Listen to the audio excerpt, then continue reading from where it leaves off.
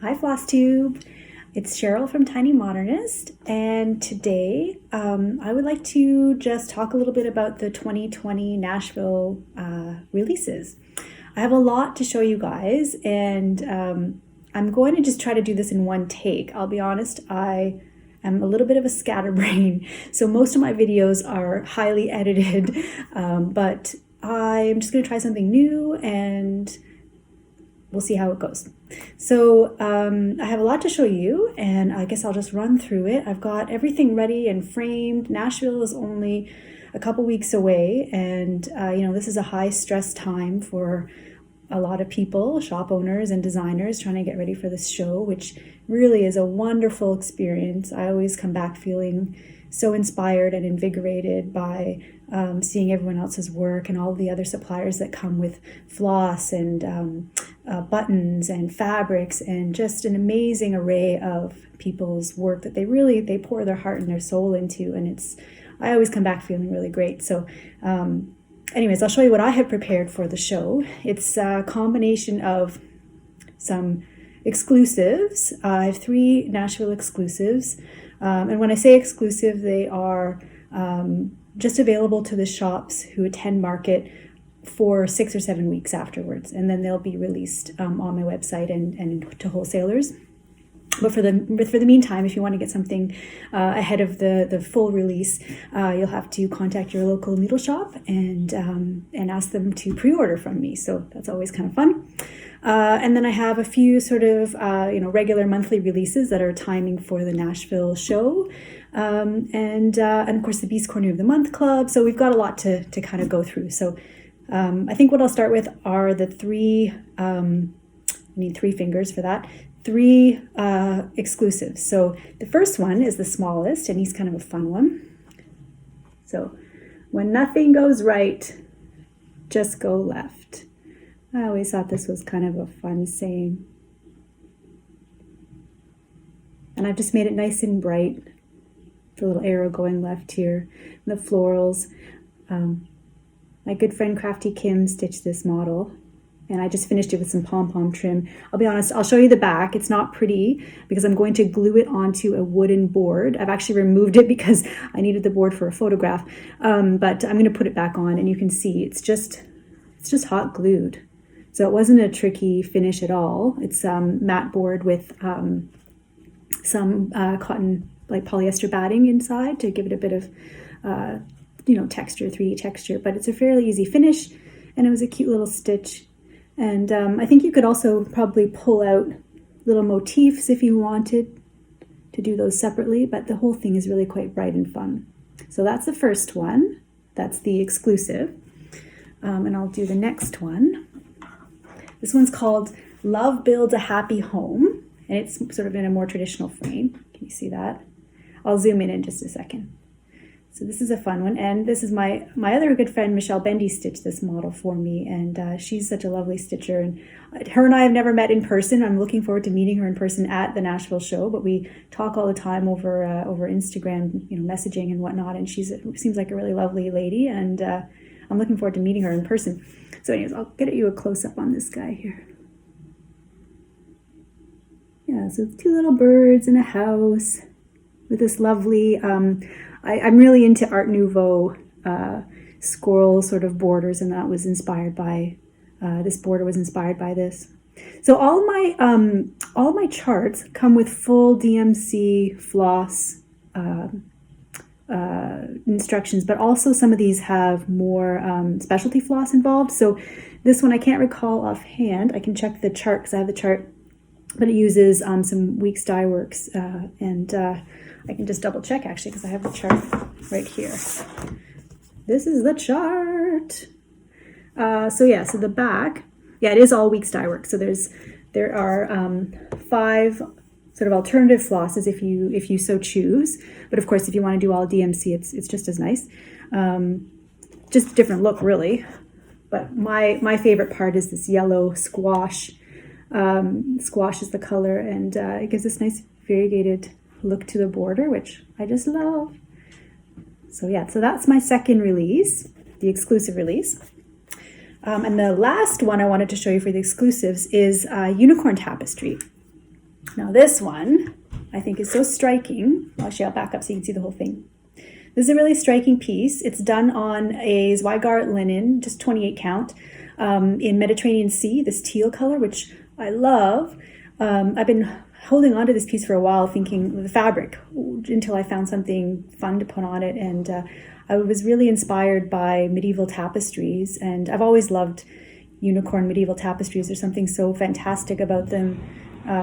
Medieval people didn't really know what a lot of animals look like, so you end up with these weird sort of mythical creatures and these captured unicorns. It's kind of fun, and this is my take on it. I've sort of embellished it, and in the original there's only one unicorn. I think the other one is a lion or something, but I made them 2 unicorns, and they're in a funny little cage here with all these wonderful bright flowers, and if you can see, there's little bunnies and dogs, and I can't get the top.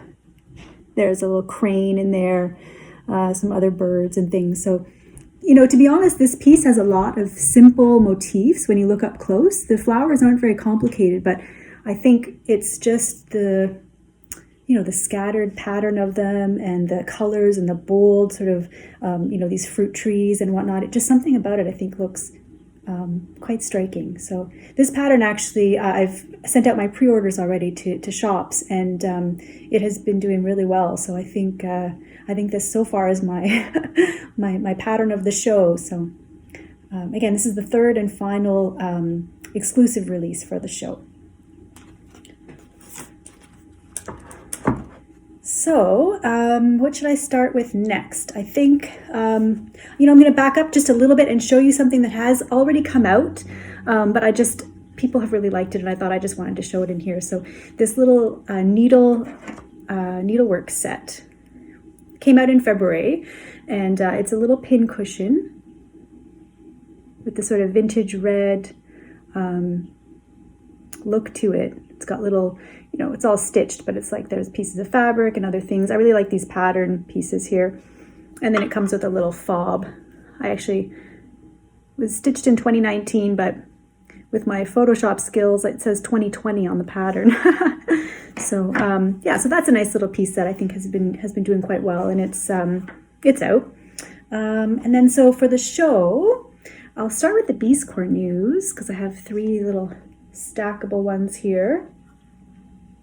I don't tend to use my Beastcore news like pin cushions. They're a little bit bigger, and I treat them more like decorative pillows. I have an entire collection of them now that sit on my mantle in a little case, or I stack them like this, or I just sort of stack them around. But I have seen lovely ones, and these, because they're quite large ones, stitched on 14 count. But you could do them over 1 or on a higher count fabric to make them tinier if you wanted to do them as pin cushions.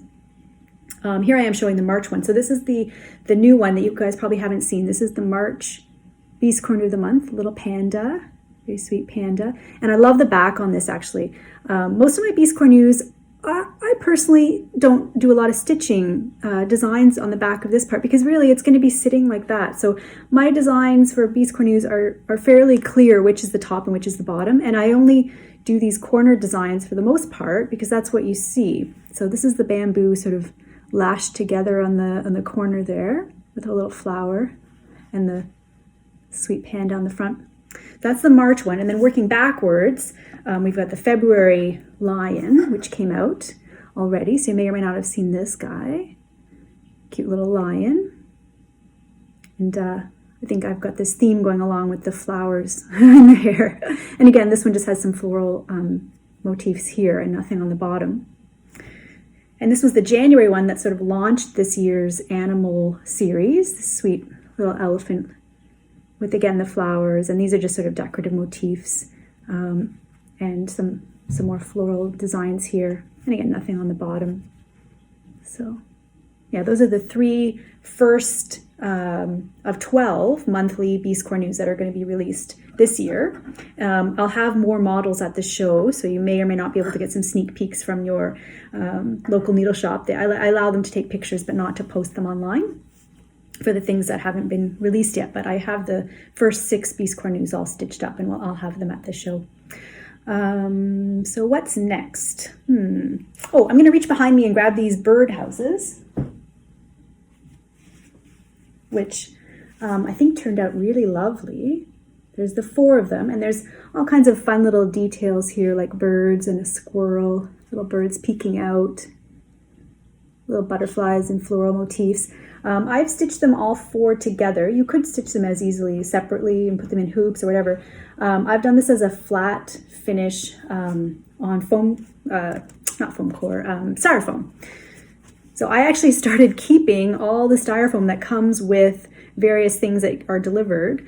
And you wouldn't believe how much styrofoam comes, and it's not recyclable anymore. So it always bothered me to just end up putting all that stuff in the garbage. So whenever it's a nice flat piece that is something that I might be able to work with later, I just hold on to it. And I have this stash of styrofoam in the basement now.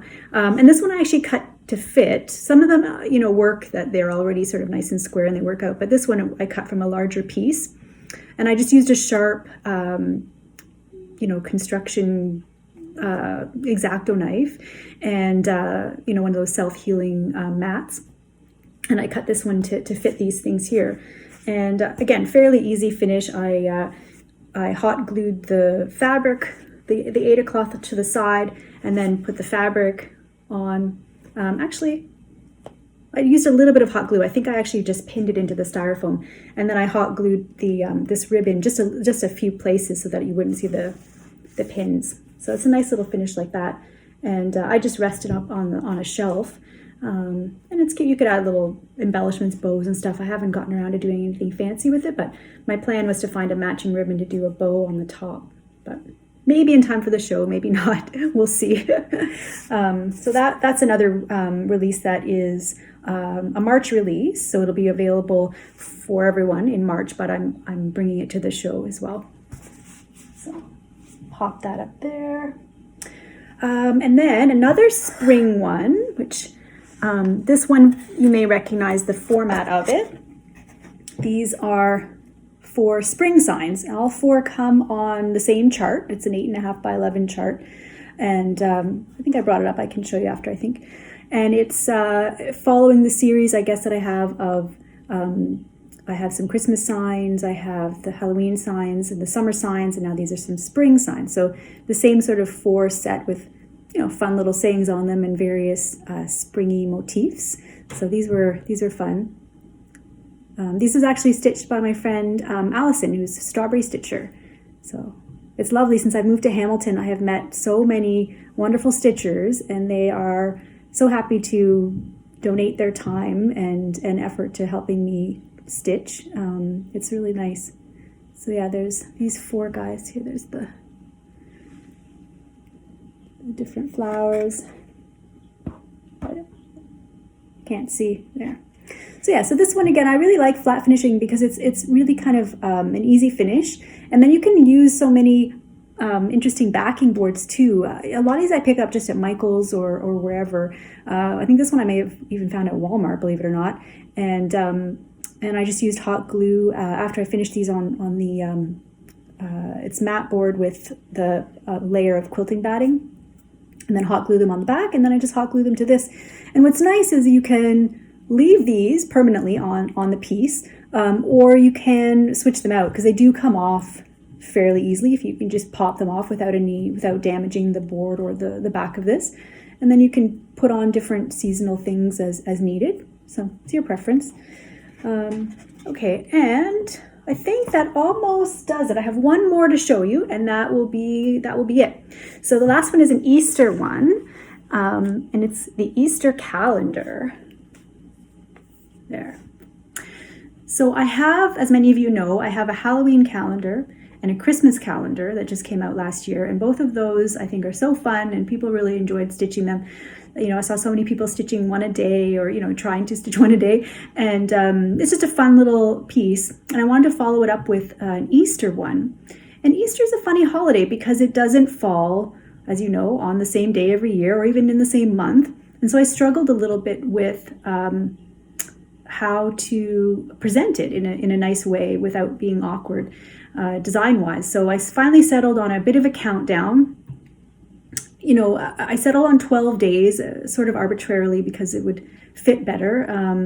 But this one, I guess, is different in the sense that it's counting down from 12 to 1, and the other ones are more like a calendar where they're counting up the days to the 25th or the 31st for Halloween and whatnot. So anyways, but I think this one turned out really well. It's on, I believe the fabric is, again, it says Weigart linen, and it's in 28 count, and I believe it's called Peaceful Purple, but the details are on the chart.